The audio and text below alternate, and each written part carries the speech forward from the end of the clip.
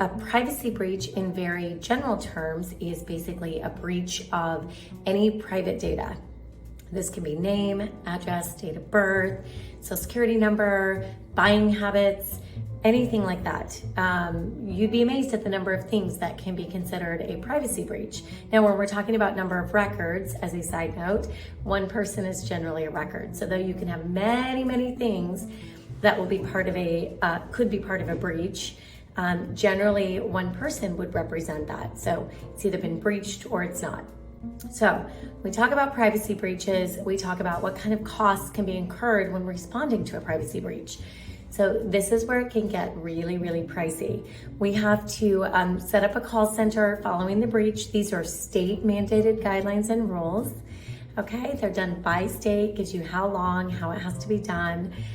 We have to notify each of the persons that were affected. We have to monitor the credit of the affected persons. We generally have to buy a LifeLock or some type of product that helps monitor that on the back end for a certain amount of time. We have to pay the costs required to restore the stolen identities resulting from the breach.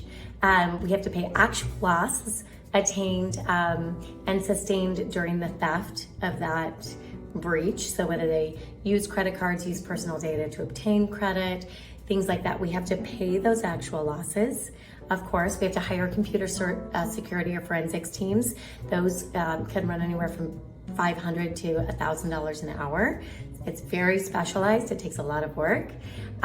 We have to engage the services of public relations firms when necessary, so to protect further breaches, but also to protect our reputation as a company and as an individual, that we do safeguards people's data. We have to defend class action lawsuits. We have to pay the various filing fees and the court fees associated with that.